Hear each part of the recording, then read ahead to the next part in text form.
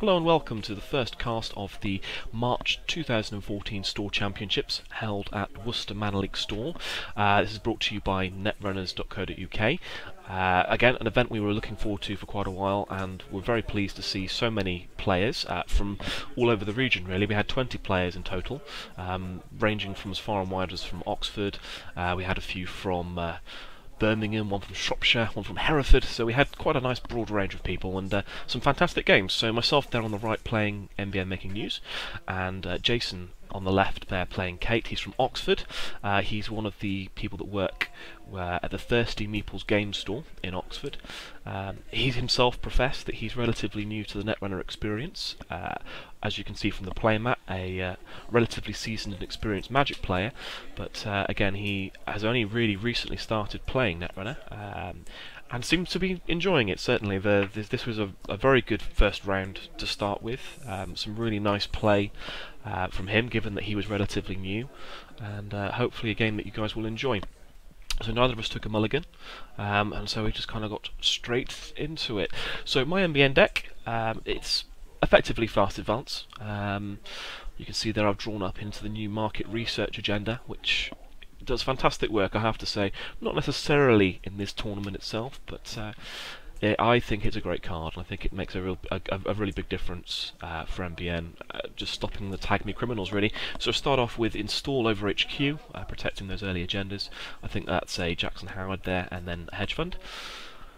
Jason going straight in for a hostage, and looking for a connection of some sort.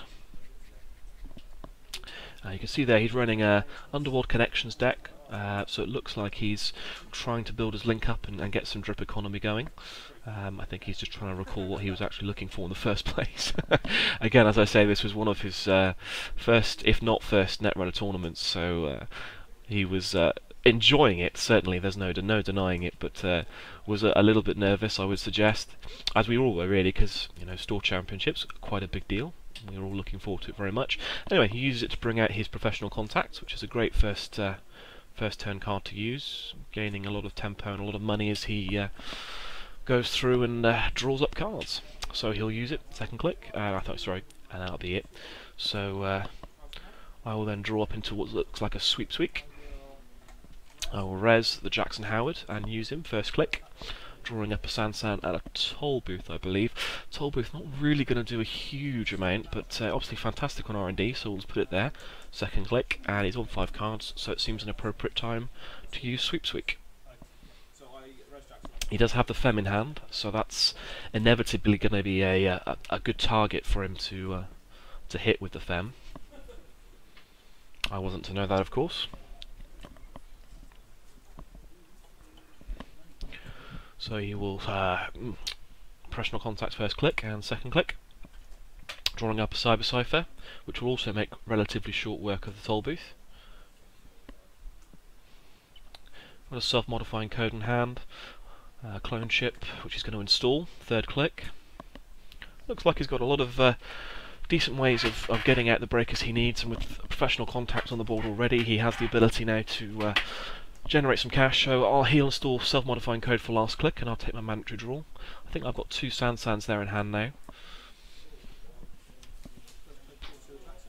First click I'll draw 2 with Jackson, looking for a little bit of additional ice, I believe. Installing a Sansan into the remote, trying to make him soak up some money at the very least. And Beanstalk royalties, final click, taking 3.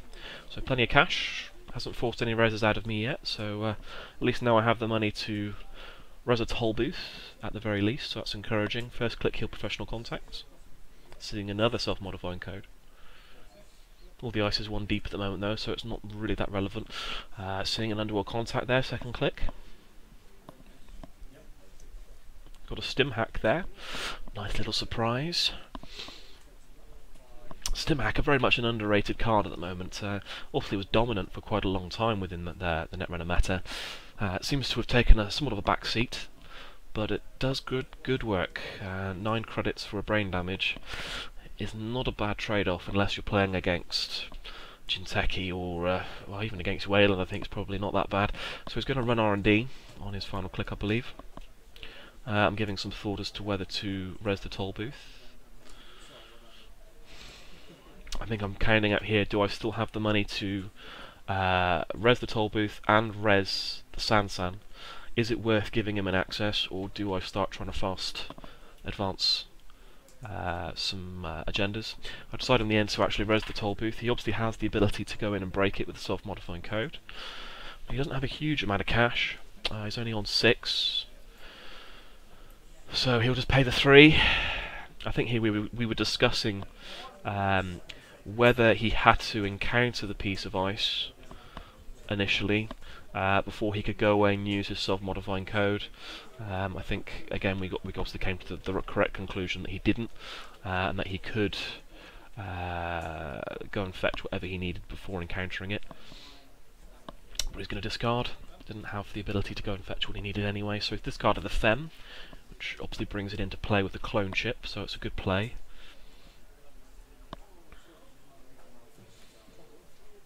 He's got some strong options there. Looks like I've drawn an Eli. I've got an Ash as well in hand there, and a few agendas by the looks of it.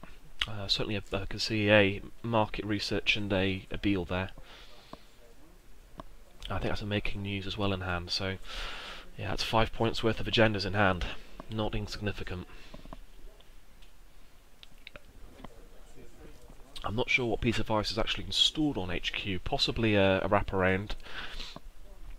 Maybe a Draco. I can't quite remember. I do have, like I say, the Eli there, possibly to install over the Sansan. Work at looking at trying to protect it.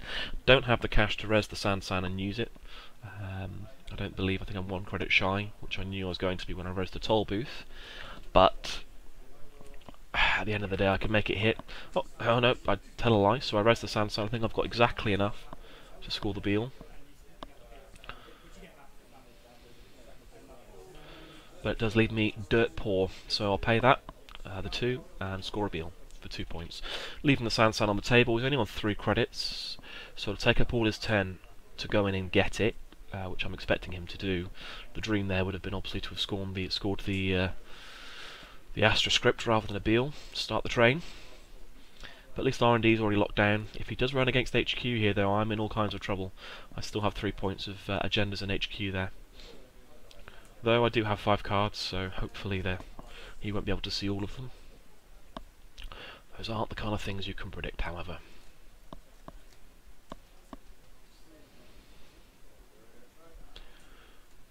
So he's got plenty of tutoring tools there. Again, he's got another self-modifying code. He's got a stim hack. He's got a test run. He's got pretty much anything and everything he could possibly want to bring out some hefty breaker power. The stim hack, obviously, into a clone ship with a Fem in there is very strong. He's going to infiltrate for 2 credits, since there's not a lot to infiltrate. I'm not sure if he's running Magnum Opus in this deck at all, so he's going to stim hack. Probably was better off doing that first rather than the infiltrate, but again, it's always a tempting one. So he's going to use the credits to bring out the Fem, bypass on the toll booth, which is not what you want to see, but ever since he discarded it, I knew it was coming. So he'll pay 1 to go through the toll booth, which means that he won't encounter. And he will access. And he will see a making news, breaking news, making news. I always can never remember which one it is. The 1 point agenda, anyway.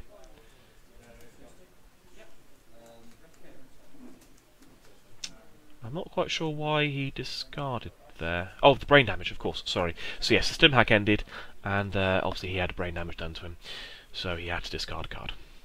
I was thinking for a moment, I'm not running Jintaki, what happened there? And I remembered, stim hack. So all in all, he got a Fem on the board, he bypassed the toll booth and scored an agenda point for a brain damage. And can't really complain about that, that's a pretty good trade-off.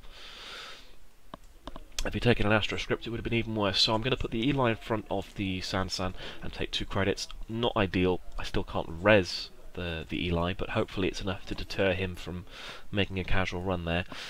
It wouldn't deter me, I must admit, because a res Sansan is all kinds of trouble. If I top deck an Astro and score it, suddenly the game changes. So he'll run, he'll see a Beal, so that's 3 points to 2. He'll go through again, and see an Astro, that's 5 points, and suddenly I've got all manner of problems. Again, the Fem toll booth, definitely the right place. He's a sweep. So only the 3 points stolen there in one turn, and obviously taking the Astro is going to be devastating here. Which is a shame, because I had the money to be able to score it. Nothing you can do about that, though. So now the pressure's really on me. I'm 5 points. I'm low on economy. R&D's wide open for 1 credit. I have the Res Sansan, but that is about it. So I'll sweep. First click. I'll install an Eli over the toll booth. I'm not going to trash the toll booth, because at the end of the day, it's just in case he scavenges the Fem. The last thing I want is to leave it wide open again. The toll booth really does hurt for being femmed, and that's why people pack them. So I think I've got 1 click left here. I've still got a handful of agendas, 3 points worth, and now suddenly a run against HQ is potentially game winning for him. So I'm concerned about the HQ run here. I'm going to draw 2 of Jackson. See another agenda. So that's 2 market researches there in hand. I think I may have discarded one, I'm not sure. Either way though, that's a real problem. He's on match point now effectively. Particularly because I have the other breaking news in hand, and there's only 2 in the deck. So any other agenda he sees, it's a 2-pointer. He will win. So I cannot let him get through on R&D. I think we realised there that he accidentally had 1 too many cards in hand because of the brain damage, which we forgot.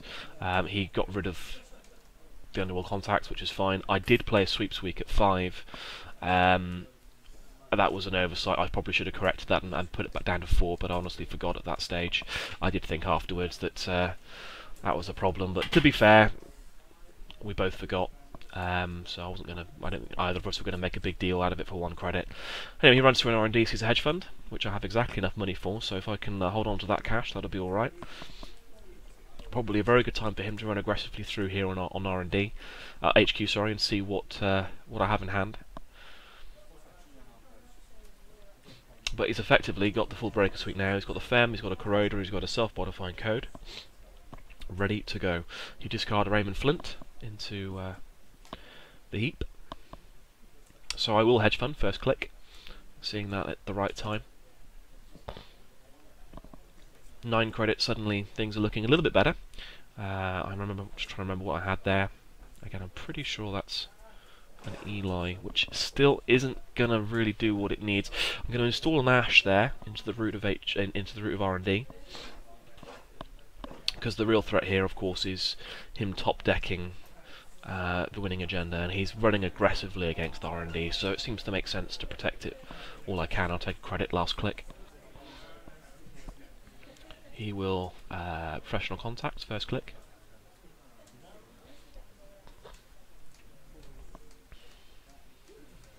He's got 2 test runs now, a lot of tutoring. He's got another self-modifying code. He's got an R&D interface, which is probably what he was looking for. No tutor yet for hardware, but that's probably come at the right time for him. He's got 2 clicks left. He could go through and make a run. Still 1 piece of unres dice. He's going to have a look first. Sees the Eli, which he can't click through at this stage, but has the Corona to break through for 4 credits, if he so chooses. So it cost him 5 now to get through. And there's obviously the Ash there in the root of the server. So he's going to pay 4. And then he's going to pay an additional 1 to get through the toll booth, I believe, which I'm happy for, because I'm going to res the Ash, so all he's done there is soak up money. So I'll res that for 2, and he obviously can't beat the trace, and he can't trash it either, because he's only on 2 credits, so he's 1 credit short of trashing it, so it stays there. So that was perfect. That was exactly what I needed to do. Drained 5 money, only for me having to res. I resed 5 worth, obviously, but he didn't gain anything from it. I still have a nice, quite nice secure server. Only problem I'm faced now is that he can click through the Eli and still see the card he needs. But with the Ash, Makes it that little bit more secure, so that's positive. So 1 click left. He's just going to professional contacts. Sees another. Oh no, sorry, sees hostage. He has to discard 1, 2. Sorry, I think. Yep, 2 with the brain damage. Oh, I think he might have forgotten there. So he's still holding 5. I think. Oh no, there we go. Sorry. So he's discarded the self-modifying code. There we go. So I've got the option here of scoring out an agenda, which I will. I'm going to install, advance.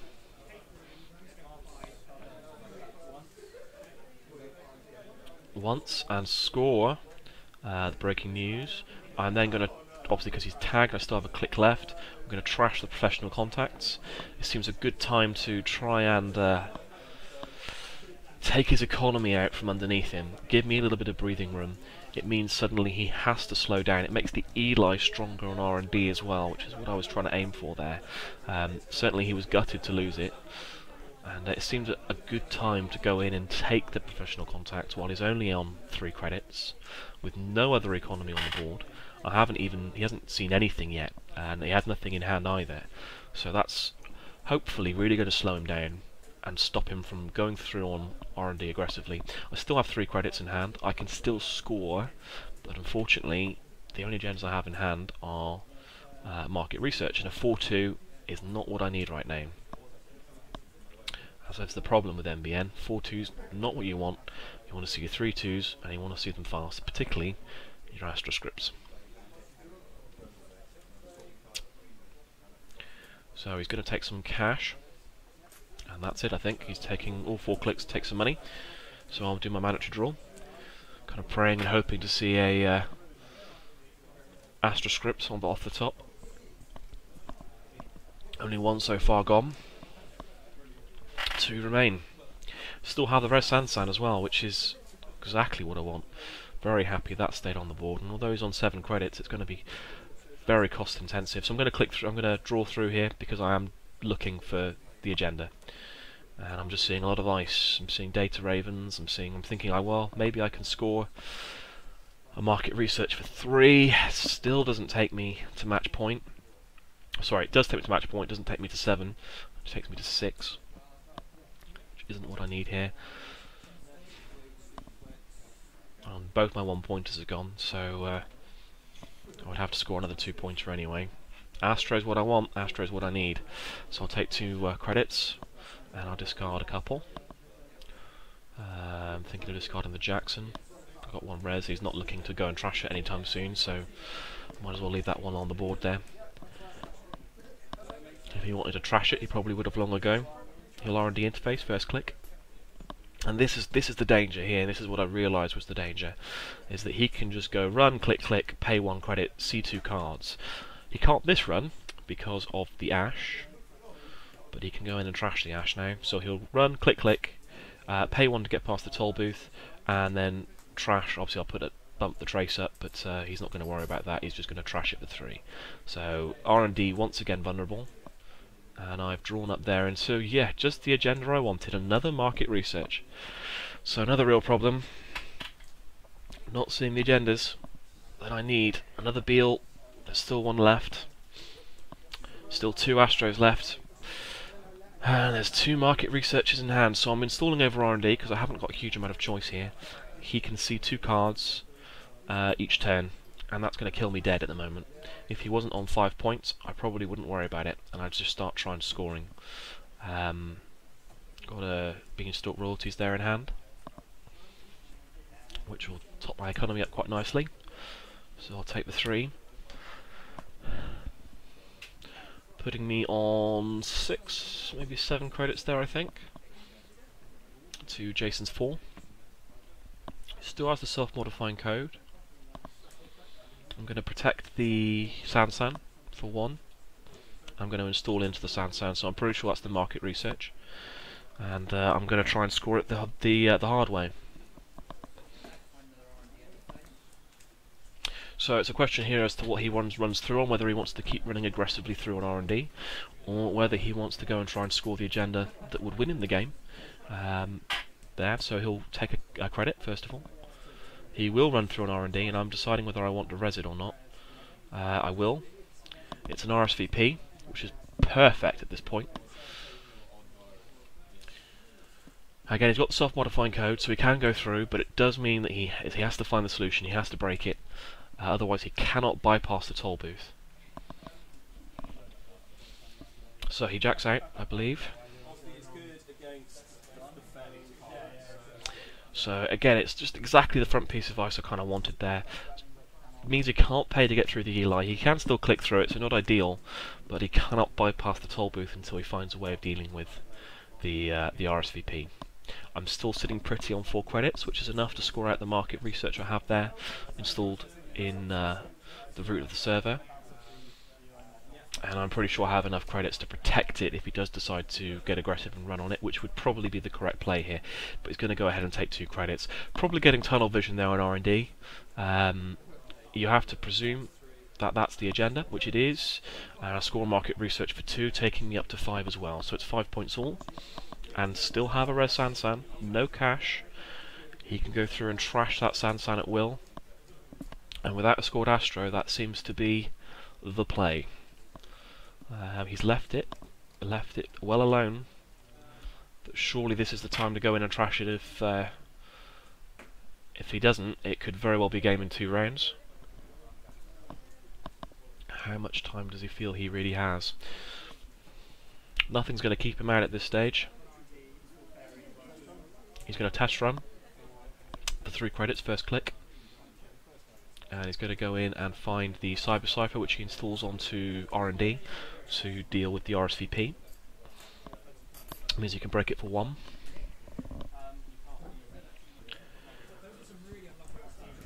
I just pointed out at that stage that he has memory issues, so he had to trash the self-modifying code. Obviously not Chaos Steering, he's running Kate, so he only has the full memory to play with. And obviously I was quite keen to get rid of the self-modifying code. It's always good to get rid of something. So he'll run, he'll click, he'll pay, and he will see 2. And they're both pieces of ice. So I get a little bit lucky there. Sorry, you wanted to have a quick look at it.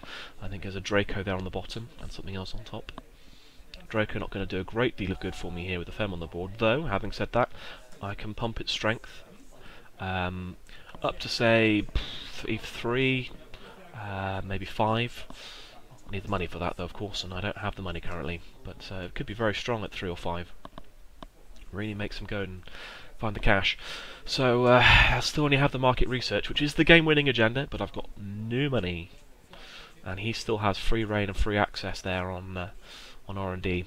The Cyber Cipher obviously going back on top of his stack.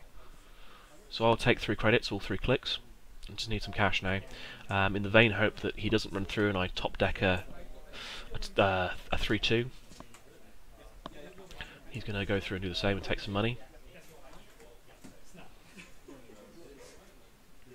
So I will drop into that ice. He's just playing the waiting game here. He has the R&D lock and he knows it. He's reinstalled the Cyber Cipher, onto R&D. So he can go through and break it for a grand total of 2 credits and 2 clicks. And he'll see 2 cards, and all he's got to do is take 2 more points. And me too, to be fair. But if he sees that game-winning agenda before I do, then I have got problems. And I still don't have the money to be able to install that market research and actually pay for it. It's tempting at this stage. He hasn't been running on remotes, he hasn't been running on HQ. Do I be a little bit cheeky and install, take 2 credits, and hope that I can bluff it out? If he runs on it, can I protect it? At this stage, possibly not. He still doesn't have a code gate breaker on any other server than R&D, so if there's a code gate in there, then I might feel a bit more confident. A Viper, for instance, which I do have in the deck, and looks like I have one in hand as well. I'm pretty sure there's one on HQ, actually, if I recall, which will keep him out quite comfortably, and losing clicks. So this is a real turning point in the game, hence why I'm taking a little bit of time here. On the one hand, I kind of feel like I have the win. I have the agenda points I need. I just need to... do I bluff it? Do I not? What do I do here? Kind of wish at this point I had a Jackson Howard to install almost. and to put back on top, to put in the server, the Sansan server, and see if I can get him to bluff in and run, spend all his money, so that I then have a window to put an agenda there and score it. If I had a different asset at this stage, I think I almost certainly would have used it within that server. Try and bait him into a run. Giving it some real thought, as you can see. I'm going to do it. So I've put the market research there. I've taken 2 credits. I have the money to protect it. I don't think I have the money to protect it and score it. So if he does run on the remote, I can protect it. I cannot score it the next turn, because I have to res ice.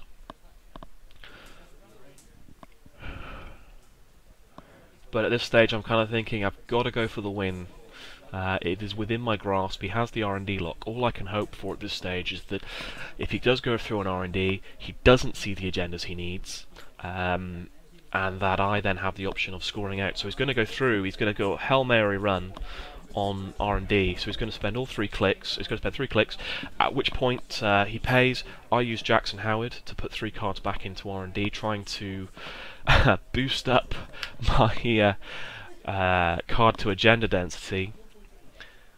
It's a little bit all or nothing now, and I'm just going to put in some economy cards, because again they could potentially be useful. I do have a sneaky cheeky peek here and see the Beal, so Schrodinger's cat sort of syndrome. The cat was definitely dead. If he'd run through an R&D there, he would have had the win. So it's nice to know at the very least that using the Jackson Howard was the right choice, which is why I looked. I probably should never do that, because if it's the wrong choice you suddenly feel absolutely gutted. But it's reassuring to know that that was the case. I let him cut the cards. He's going to have a quick shuffle. And he knows this is all or nothing now at this stage. So he'll see 1. And there's the Astra script. Never mind, never mind. Oh, and look at all those cards that aren't agendas. So it would have been a long while. There's the market research. There would have been my win, but nevertheless, it was his round. So we finished off 7-5. I'm sure you agree it was a really good first game. Really enjoyed it, and he played very well, given that he was new. We move on to the second.